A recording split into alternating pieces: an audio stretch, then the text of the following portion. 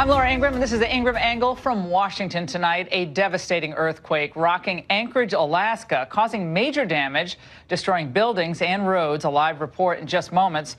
Plus, is Bob Mueller using perjury traps to force his targets to flip? Alan Dershowitz says a resounding yes, and he's here to explain a lot more. Also, my warning to President Trump ahead of these high-stakes meeting tomorrow with China's President Xi. Stay tuned for that. Plus, caught on camera, star and NFL running back Kareem Hunt shoving and kicking a woman while she's on the ground in an Ohio hotel. We'll bring you the shocking video. And an anti-Trump sitcom takes it a step too far. And a burglar is on the run without his pants. All that and more in Friday Follies with Raymond Arroyo. But first tonight, massive development or mass hysteria. When Michael Cohen pled guilty to lying to Congress yesterday, you would have thought the conversation might kind of center on what that development meant for Cohen, you know, the one who actually admitted to lying. But instead, as is their track record, pundits and Democrats made a Herculean leap to the president, suggesting some wild things in the process. He's got a good case for collusion.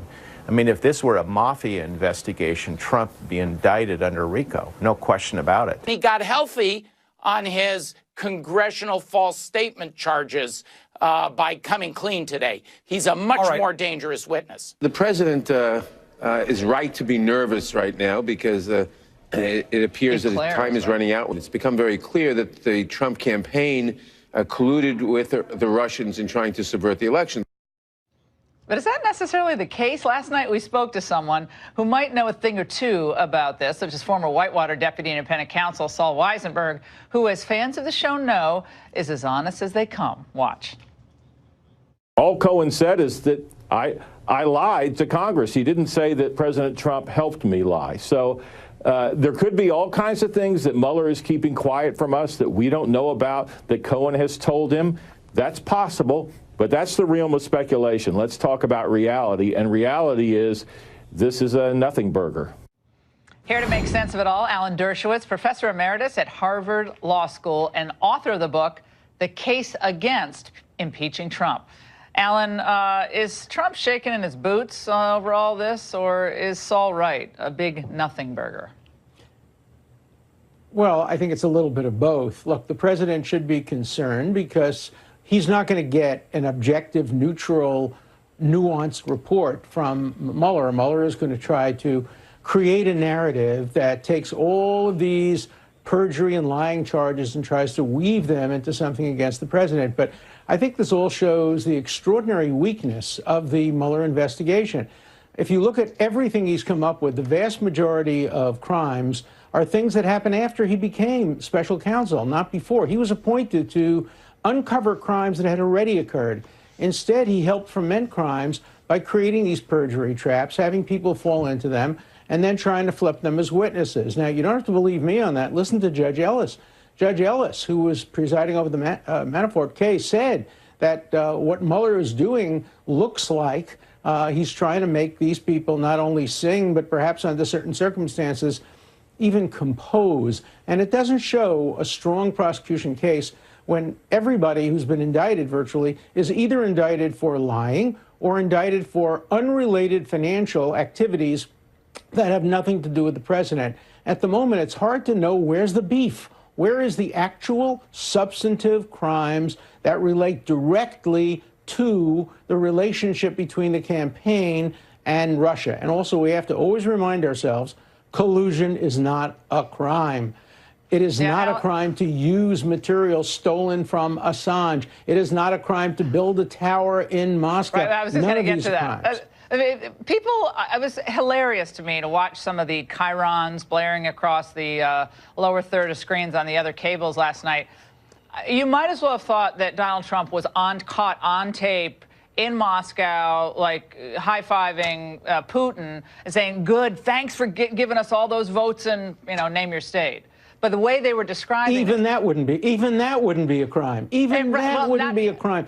You have to find something in the statute books. Yeah. So Alan, there are political sins, but the difference between a sin and a crime is the difference between a democracy and tyranny. Well, and this has been the case from the beginning. We've had all these little tidbits of information that have trickled out, all these so-called bombshells, Alan, and one after the other have kind of faded away or been completely disproven. And Byron York wrote an interesting piece today. I want to quote from it. It's titled, "Remember Prague." In Michael Cohen plea deal, Mueller says nothing about key collusion allegation. The plea shows that Mueller closely scrutinized everything Cohen told Congress. So if Mueller had evidence that Cohen's definitive denial of the Prague story in the same document was false, it seems reasonable to conclude that Mueller would have charged Cohen for it. Yet in the charges against Cohen, Mueller said absolutely nothing about Prague. Remember the Prague meeting? That was supposed to be another nail in the coffin of Donald Trump and showing real collusion. No mention, nothing. But it's so important to understand that you have to look first to the statute books. And you can't look to these vague, broad statutes like obstruction of justice or conspiracy. You have to find specific mens rea, actus rea, criminal results. And it seems to me the Mueller fans, in their haste to try to find anything on Trump, are forgetting basic core civil liberties. And that is the ex post facto clause of the Constitution, the due process clause require that you find a specific criminal act that's already prohibited by the statute, and then you have to prove it beyond a reasonable doubt. Right, so that goes back to the special counsel. It should never have been started. Yeah, it should never have been That's right. Kicked off in the first place. It was a mistake from the beginning. The way the letter was written from Rosenstein authorizing it all the way through to today, you called this from the very beginning. Others did as well. And I think it's once again, it's like a test case in why we have real constitutional concerns about these prosecutors who have very little supervision over what their ultimate. And then the next issue is Mueller going to try to produce his report and have it made public before the president's team has an opportunity to review it, respond to it, and issue their report simultaneously. Basic fairness, our adversary system, all requires that there can't be a presumption that anything a prosecutor says, whether in an indictment or a report, is to be presumed true. That would undercut the presumption of innocence. You have to have the two reports issued simultaneously. Let the American public judge whether or not the report rebutted and answered really establishes crimes, impeachable offenses, or any of the other things that Mueller may be looking for. And I have a high level of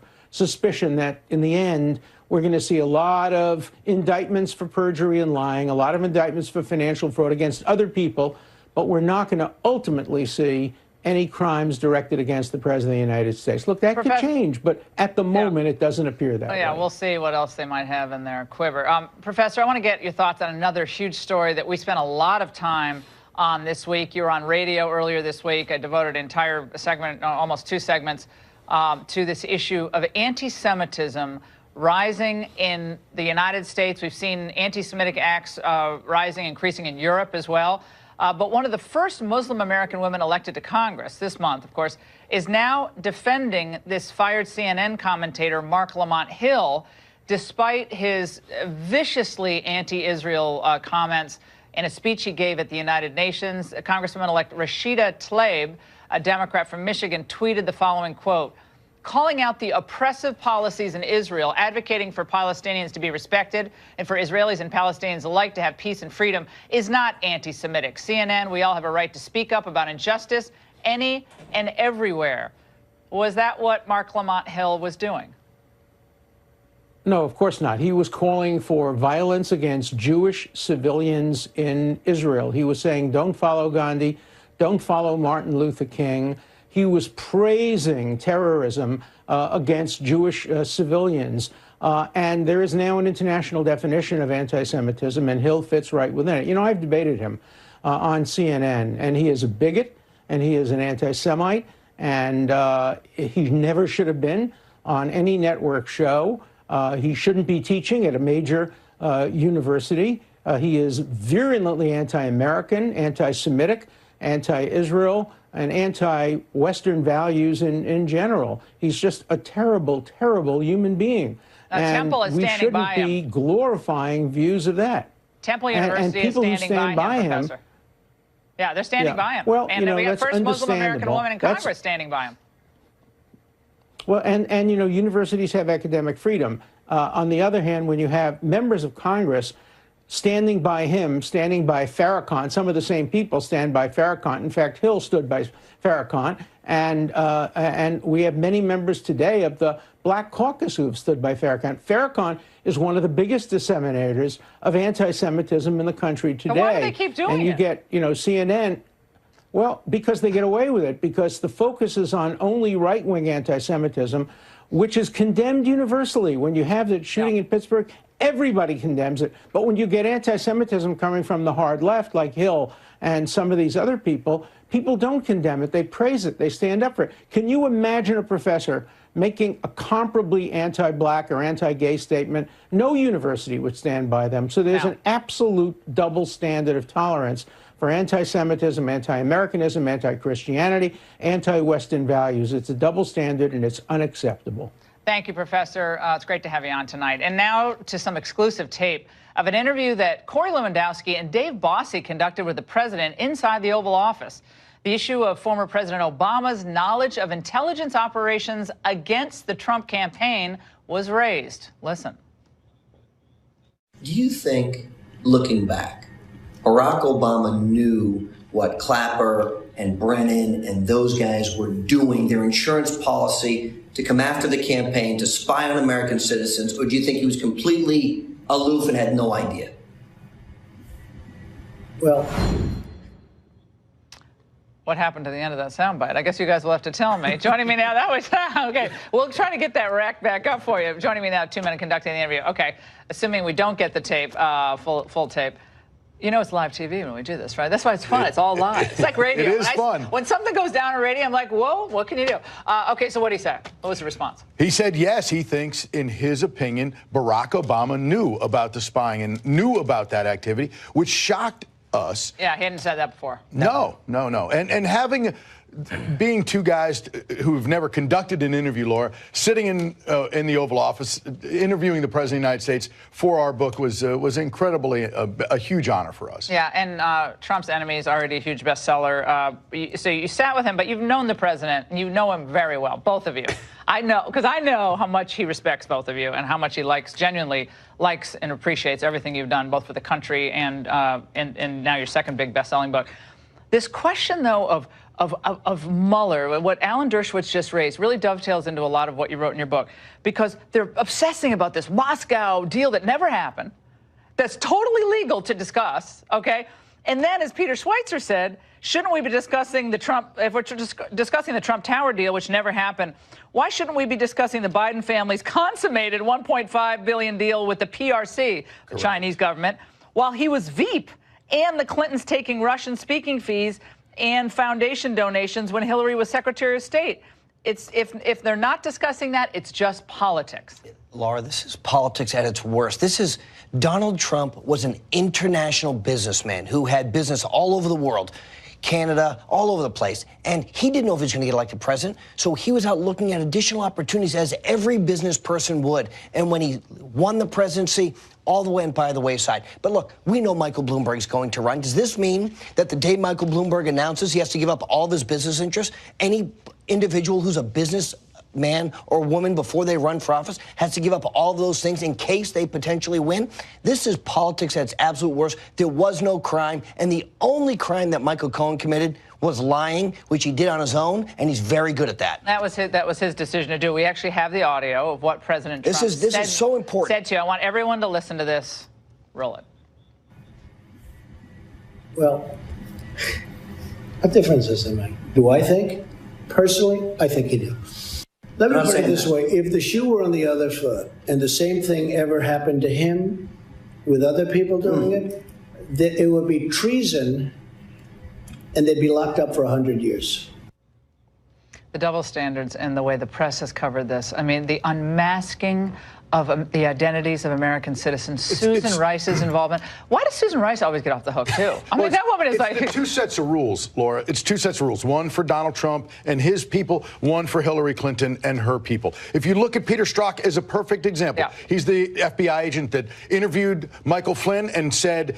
he didn't lie. That he lied. That he gets convicted. Yeah. He actually pleads to lying. Yeah. On the other hand, under Hillary Clinton, he gives immunity, right, to Cheryl Mills and Abedin and Samuelson, and that case goes nowhere. The double standard is there. The two sets of rules are just disgusting, and we should be all sick of it. But Trump's enemies now, inside the administration. Now, I would make an argument that maybe calling a few people who are inside the administration, who are good, they're nice people, they just have a different worldview than the president does.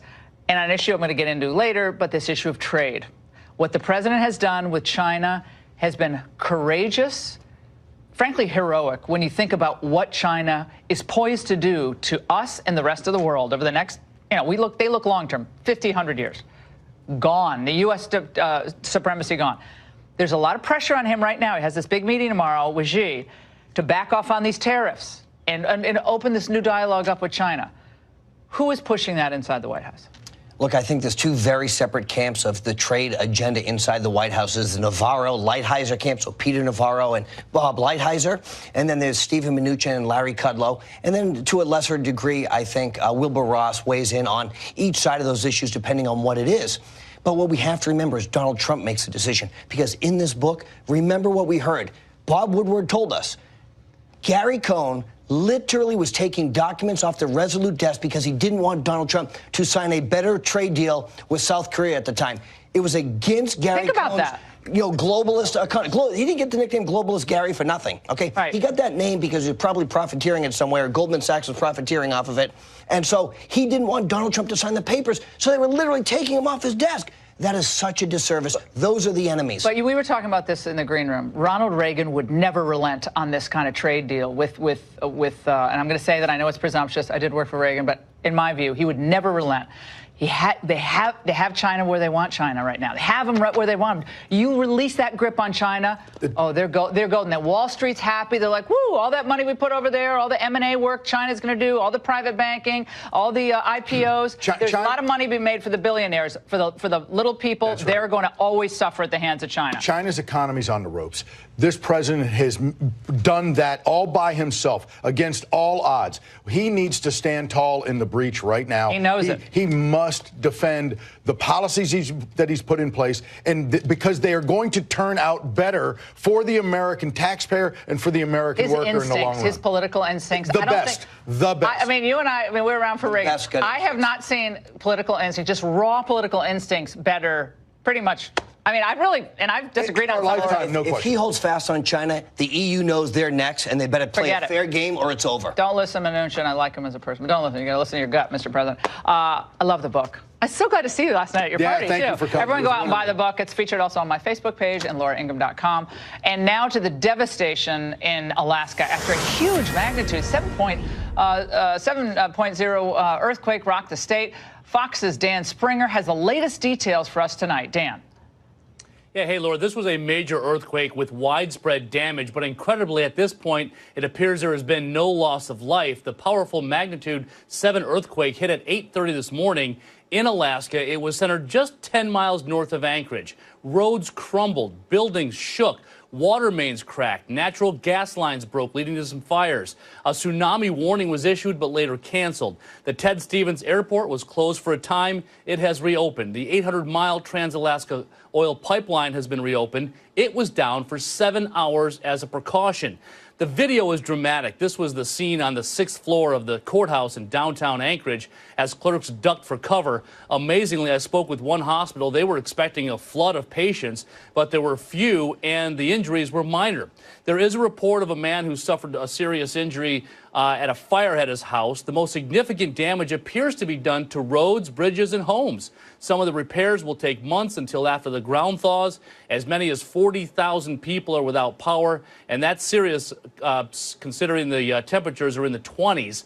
Earlier today, the mayor of Anchorage described the minute-long earthquake and the citizens' response. It was big. It was loud. and it had the sound of something that was going to last for a long time. There have been dozens of aftershocks, a couple strong ones. Nerves are definitely rattled, but given the power of this earthquake, it looks like Anchorage has come through about as good as they can expect. Laura? Dan, thanks so much. And our thoughts and prayers are with all of Alaska tonight. Coming up, Trump at the G20, a live report, plus my warning, you heard a little preview of it, to President Trump ahead of these high-stakes meetings with China's President Xi. Stay there. We'll be meeting with China, as you know. Yes, we'll be meeting tomorrow, and we've already spoken, and we're working very hard. If we could make a deal, that'd be good. The problem with the president is, as usual, he thinks that he can get his way by trying to bully close U.S. allies into submission. And when he has those real conversations with them, he tends to soften because reality starts to set in. And it's not just him yelling at a wall or yelling at his staff. It's real life. And I am saying that if you're going to fight this battle, you're going to lose it. Who's going to lose it? Trump will lose NAFTA. He will not be able to change NAFTA overnight. Oh, I love watching those old montages. All of those experts, well, they all PhDs in economics, but most of the PhDs were wrong anyway. President Trump did get rid of NAFTA and today signed the brand new trade deal called the U.S.-Mexico-Canada Agreement, or USMCA. And that's not all. Just this July, he took on the European Union threatening tariffs. The EU, in turn, agreed to lower industrial tariffs and import more U.S. soybeans. Then, in September, he clinched a long-sought revamping of a trade pact with South Korea, increasing the number of cars U.S. automakers can sell there, plus a phase-out of tariffs on U.S. trucks, among other things. That was huge and very underreported. Now, if those were appetizers, tomorrow night might be the main course. The president engaging in high-stakes meetings with Chinese President Xi amid a growing trade battle. Fox News chief White House correspondent John Roberts is with the president in Argentina tonight, tangoing all the way there. John, what can we expect to see from this meeting?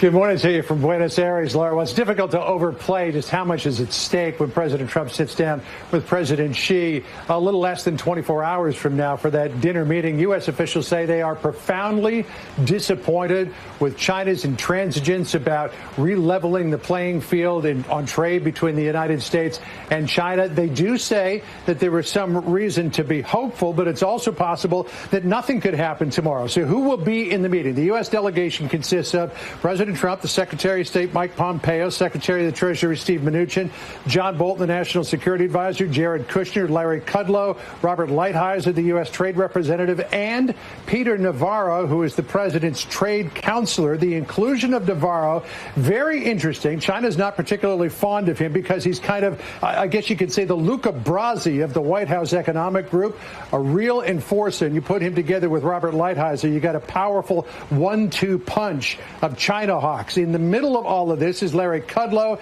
He's definitely a free trader, but he also believes that China's behaving badly and needs to change. And then solidly on the free trade side of the equation, you've got Jared Kushner and Stephen Mnuchin, who may be more inclined to push a compromise position. In fact, earlier this year in China talks, Mnuchin went to lengths to keep Navarro out of those meetings. So it'll be an interesting dynamic tomorrow. One of the things that the United States is dangling before China, delaying a planned January 1st rise in tariffs on Chinese goods until April to give more time for negotiation. White House officials say we'll have to see how things go tomorrow before they agree to any kind of a delay. White House officials also tell Fox News that there has been some movement here. They see little baby steps, but there's still a long way to go before the U.S. and China can reach a trade day time. We'll see how it goes tomorrow evening. Laura? John, first of all, a fabulous outline of all the different forces inside the Trump White House. Lighthizer and Navarro are with Trump's thinking on this. Mnuchin and Jared and the other guys. Absolutely. I mean, I like them all, but they're more internationalists, more globalists. But even the China, lovers out there, these people who thought China was going to open up its markets after WTO and all that, so many of them have come along to Trump's view on China, which is amazing. So just public opinion, how it's moved against China's cheating, et cetera. I mean, it's really all Trump. He accomplished just that sea change of thought. Mm-hmm. And even here at the WTO, the ministerial meetings that were held in Mar del Plata, just a little bit south of Buenos Aires in recent weeks, there really is a push here to reform WTO rules because China is still claiming to be a third world economy with a $12 trillion GDP. Yeah. So people are laughing at that and saying China, it's time for China to change. Break. They are a big dog on the block, and it's time for them to adhere to the rules. John, thanks so much. Get some sleep. And get back here. We need you back here. But great reporting. Great reporting. Time and to here's go my tango. absolutely. Here's my message to President Trump ahead of his meeting with President Xi. Continue to proceed full steam ahead with what's working when it comes to tariffs. Do not settle for an uneven deal. I know he's smart, but he has a lot of people from Wall Street, Goldman, Morgan Stanley, all these people pushing him on this. China has done literally nothing to earn a reprieve from these scheduled tariffs. China said they'll do better. Where's the evidence? Remember what President Reagan said about the Soviets when it came to military issues, of course. A big one was trust but verify. Remember, Mr. President, not really Wall Street. Here with reaction is Stephen Yates, China expert, former Deputy National Security Advisor for Vice President Dick Cheney, and Robert Wolf, former UBS Chairman and Obama Economic Advisor. All right, Robert, you are of the mind that we need a slightly more, softer approach to China when it comes to at least the threats of tariffs. Why is that? I would say it a little differently. I would say, one, I would argue I'm more forceful. I would have stayed with TPP. That's trading with the 11 nations ex-China. The best way to attack China is actually to trade around them. Secondly, I think it's all about intellectual property and patent protection. I would be much tougher on things like economic espionage and getting the FTC involved. With respect to tariffs, I just don't think that's a good policy because actually the one who loses the most are our consumers because the tariffs get passed on to us as taxes and higher costs of goods. So I don't think that's a great tool, Robert, although it's been working. That's the line. You've recited pretty much kind of the internationalist line on dealing with China. Here's the problem with that, is that if all of these things were the way to go, then why didn't Clinton do them?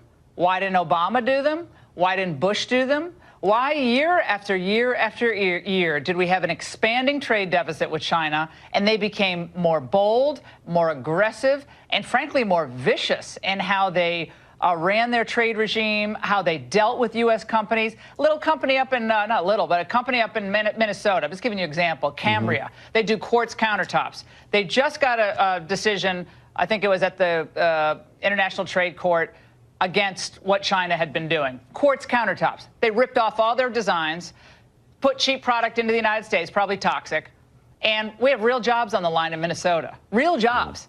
Thankfully, they won, but they had the money to fight. Most companies just give up. They don't have the money to fight this. So if all these things worked, then why didn't all these genius economists in the Obama administration say, oh, let's do this? Well, they tried a lot of it. It didn't work because China is the big dog on the field right now. Other than the United States, that's it. Okay, well, there's a lot to take under the hood there. Let me first start with, one, TPP was taken back by Trump. It was actually could have been. Yeah, because it was a destructive force for America's sovereignty. We're not going to debate TPP here tonight because we don't have time to debate TPP. But it was a loser. Hillary Clinton even said she was against it. All of Middle America was against it. The people said no. The Chamber of Commerce was for it. Oh, Chamber of Commerce. You just made my point for me if the Chamber of Commerce is for TPP. Okay. Yeah. Well, Chamber of Commerce is good for what the bottom line is for American business when certain businesses are able to send a lot of work overseas. I get that, but it's not been good long-term for the U.S. economy. Laura, tariffs have hammered agriculture, which is why we needed a bailout. Yeah. Is that accurate or not accurate? I think we bail out our own agricultural subsidies too much. I have an interesting point to make on soybeans in a second, so I'm glad you raised that. Great. Stephen, let's go to you on this because, look, I think Robert does represent a dominant view on Wall Street. They do a lot of business in Asia. I don't blame them. I don't blame Wall Street for wanting this, wanting a more conciliatory approach to China because Wall Street got really, really rich as Middle America lost millions and millions and millions of jobs. And we bled about, what, $8 trillion from the U.S. economy because of these bad scenarios with China. But I don't really blame Wall Street. I blame the U.S. government. Well, it is our responsibility to protect our own interests, and it's taken kind of a shock agent like Donald Trump to remind everybody about that being the primary mission of our government. And when we go into these negotiations, it's not to help make life better for the Chinese people. That might be a nice secondary consequence if they're looking to improve their livelihoods. It's to improve the livelihood of American workers, consumers, all those interests.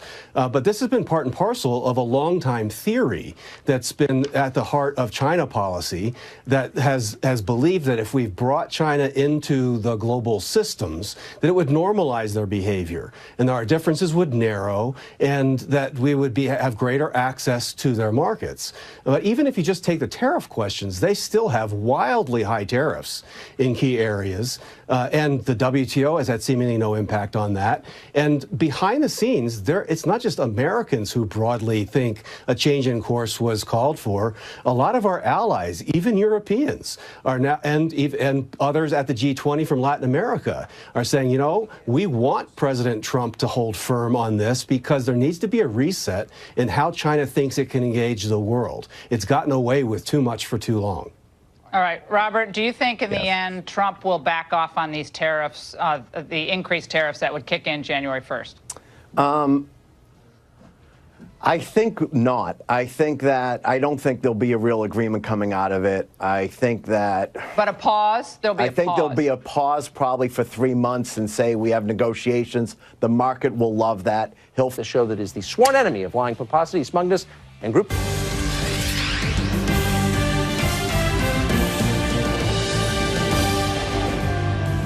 All right, welcome to this special edition of Hannity. Trump versus the left-wing resistance. 562 days, over $20 million, your money, zero evidence of Trump-Russia collusion. And tonight for the hour, we're going to show you the real story behind the Mueller witch hunt and why it's a witch hunt. Perjury traps, test the lying, legal bribery in America. Oh, tell us this, and you get a get-out-of-jail-free card. A political persecution led by a team full of big-time Democratic donors and even Hillary supporters and lawyers and Trump-hating sycophants. We have a two-tiered justice system. It should scare every American, regardless of where you stand on the political spectrum. This is the biggest abuse of power, corruption scandal we have had in our lifetime, and it continues to unfold. And breaking tonight, a damning new report from the Hill's John Solomon. It is now showing how 6 different members of the intel community literally tried to set up the Trump campaign and Trump campaign officials during the 2016 election. Very important story you will only hear tonight on Hannity. And, of course, the mainstream media, they're just too busy worshiping at the altar of all things Robert Mueller, celebrating any and everything that contains the word Russia, Russia, Russia, even if it's insignificant. And later in the show, we'll take on Google and other big tech companies that are systematically discriminating against conservatives and freedom of speech. All right, buckle up. Time for our special Friday opening monologue. All right, for months you have heard me call right here on this program the Mueller investigation a witch hunt. You've heard the president say it. You've heard me say it's the biggest abuse of power corruption scandal in modern American history. Tonight, we're going to break down the scandal item by item, step by step, based on 3 serious issues. The abusively biased partisan makeup of the political investigation, the focus of the investigation on a single man. We don't have equal justice under the law, rather than an actual crime. And third, what is a rampant double standard present in our justice system today? All right, we get started. On May 17, 2017, Robert Mueller was tasked with investigating fears that the country of Russia interfered with our presidential election the year before. Now, given this was a hotly contested subject, well, you'd think it would obviously be a politically charged issue. You would expect Robert Mueller probably to be careful to appoint a team of nonpartisan investigators that didn't have any conflicts of interest. Sadly, the exact opposite happened. His first lead investigator, the now fired Peter Strzok, the same guy that said that Hillary Clinton should win this election 100 million to 0. By the way, the same guy that said, all sorts of things about Donald Trump and talked about an insurance policy just in case he did win. Now, his lead prosecutor, meaning Mueller's Andrew Weissman, the guy the New York Times calls Mueller's pit bull, actually attended Hillary Clinton's election night party. Well, he's objective. Weissman also praised Acting Attorney General Sally Yates when she refused to follow orders from her boss, the President of the United States. Mueller also appointed a woman. Her name is Jeannie Ray. She previously served as an attorney for Hillary Clinton. That's right, at the Clinton Foundation. Now, this looks really, really bad, and it's only the tip of the iceberg, because Mueller literally filled his team of so-called objective investigators with major Democratic donors, no Republicans, people who donated tens of thousands of dollars to the Clintons, the Obamas, and others. 14 of the 17 special counsel prosecutors registered Democrats, 0 Republicans. And at this point, Robert Mueller might as well have hired Maxine Waters and Elizabeth Warren. He's not even trying to appear fair. And it's no wonder that from the very beginning, this investigation centered around one man only, and that's your president, Donald Trump. It's the opposite of how our justice system is supposed to work, which brings us to part 2 of our witch hunt analysis. Remember in the old Soviet Union, they investigated people and then they found crimes. In America, we're supposed to investigate crimes and find the perpetrators. And sadly, here we are investigating a man, not a crime. Look at Michael Flynn. Look at Papadopoulos. Look at Manafort, Stone, Jerome Corsi. They share only one thing in common: connections to Donald Trump. Flynn, Papadopoulos pled guilty to process crimes caused by the investigation itself. And in the case of Flynn, the FBI didn't even think he was lying, but he ran out of money, had to sell his house. And I'm pretty certain that his son was threatened to be investigated if he didn't sign the papers. And for example, Manafort's crimes, nothing to do with Russia, nothing to do with collusion. You have issues that were previously resolved that date back to 2007, loan applications and taxes. And no matter what Mueller throws at these men, it doesn't matter, hours of interrogations, threats, life in prison, well, he's always offering the get-out-of-jail-free card if they say what Mueller and his team want them to say. By the way, with no evidence whatsoever needed of any Trump-Russia collusion. Nothing has been uncovered, 0. Even CNN's fake news, fake Jake Tapper admitted there's literally no crime here. You know why? Because there isn't. Take a look. So this is clearly not welcome news for the president. I don't want to pretend that it is. But once again, I look at these documents and I don't see any evidence of conspiracy between members of the Trump team and members of the Russian government to interfere in the election. No conspiracy, no collusion, no crime. What we have, though, is a political persecution. By the way, this started way before Mueller. Now, breaking tonight, The Hill's John Solomon is reporting during the presidential election, Donald Trump's allies were constantly targeted by our own intelligence apparatus. At least 6 people, he's reporting tonight, with long-established ties to the FBI or U.S. Western intelligence agencies made entrees to key figures in the Trump business organization or his presidential campaign. This all happening between March and October of 2016 in the lead up to the election. And Solomon continues. Nearly all of the contacts involve the same overture, a discussion about possible dirt, stolen emails, harmful to Hillary Clinton, or unsolicited business in London or Moscow. And get this, according to the report, these contacts were likely efforts by Obama's DOJ. Why? To bolster claims made in Hillary Clinton's bought and paid for phony lies dossier, the lying dossier put together by Christopher Steele. He doesn't even stand by his own dossier. He can't corroborate anything in it or verify anything in it. This is huge news because they're plotting, planning, and scheming. And it brings us to the third issue in our analysis, the disgusting, despicable two-tiered system of justice. That shouldn't be in the United States of America, because in 2016, the Clinton campaign, they funneled millions and millions of dollars through a law firm, Perkins Coie, in order to hire an op research firm, in order to hire an ex-foreign spy that had deep Russia connections to dig up dirt on Donald Trump. That spy, Christopher Steele, puts together wholly uncorroborated, unverified dossier full of Russian lies, probably straight from the Kremlin. And instead of investigating the obvious collusion, Obama's DOJ, Comey's FBI, They used that dirty campaign op research. They never verified, they never corroborated as the very basis to open investigation into Donald Trump.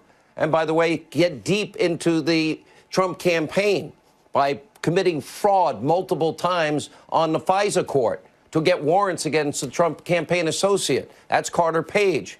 They used it in a coordinated leak strategy, and they actually talk about it. Why would they have a leak strategy? To manipulate the American voters. And today, it's the foundation of what is Robert Mueller's witch hunt. This gross, despicable, double standard, it doesn't end there. Remember Uranium One. Let's talk about this. Do we